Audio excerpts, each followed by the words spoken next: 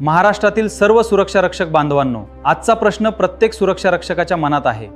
पुण्याच्या तुलनेत मुंबईतील पगारवाढ कमी का? उदय भट साहेब काय म्हणाले ते पूर्ण बघा. नमस्कार सुरक्षा रक्षक मित्रांनो. मुंबई, ठाणे तसेच पुणे सुरक्षा रक्षक मंडळातील प्रलंबित सुरक्षा रक्षकांच्या सुधारित वेतन व भत्तेवाढीच्या प्रश्नाबाबत आत्तापर्यंतची जी हालचाल झाली आहे ती आपल्याला कल्पना आहेच. मागच्या आठवड्यामध्ये आपल्याला अशी माहिती मिळाली होती कामगार मंत्र्यांच्याकडून आणि त्यांचे जे उपसचिव आहेत त्यांच्याकडून की 8-10 दिवसामध्ये आम्ही याबाबत अंतिम निर्णय घेऊ. आणि त्यांनी आपल्याला आज बोलवलं होतं. त्या पद्धतीने मी आणि आपले सरचिटणीस दत्तात्रय हत्याळकर मंत्रालयामध्ये गेलो. कामगार मुख्य सचिव त्याचबरोबर कापडनीस जे ह्या आपल्या सगळ्या प्रश्नाबद्दल लक्ष घालत आहेत त्यांच्याकडे आम्ही भेटलो. आणि त्यानंतर अशी बाब निदर्शनास आली की पुणे सुरक्षा रक्षक मंडळाने जो वेतनवाढीचा प्रस्ताव पाठवलेला आहे आणि मुंबईने जो प्रस्ताव पाठवला याच्यामध्ये कमालीची व्यस्त प्रमाण दिसलं, तफावत खूप दिसली.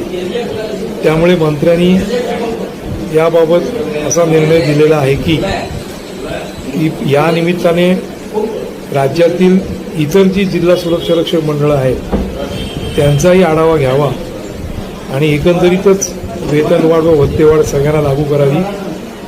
मुंबईला कमी वेतनवाढ असणं योग्य नाही असं काहीतरी त्यांनी मत व्यक्त केलं आहे. आणि त्याकरता ताबडतोबीने आज अतिरिक्त कामगार आयुक्त यांच्या अध्यक्षतेखाली एका कमिटी गठीत केलेली आहे.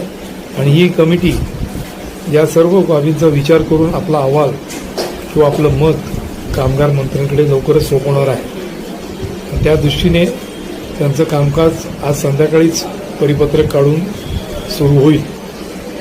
थोडासा वेळ काढूपणा व दिरंगाई असं त्याच्यामध्ये झाली असं दिसतंय. पण याबाबत आम्ही त्यांना स्पष्ट सांगितलेलं आहे की वेतनवाढ ही ताबडतोब 8-15 दिवसाच्या आत, खरं हे कमिटी वगैरे करायची गरज नव्हती, परंतु आता मंत्री महोदयांनी हा निर्णय घेतलेला आहे. परंतु वेतनवाढ लागू होईल ती 1 मे 2026 पासूनच. त्यामध्ये आम्ही कुठल्याही प्रकारची सूट देणार नाही. ही आत्ताची ताबडतोबीची परिस्थिती आहे.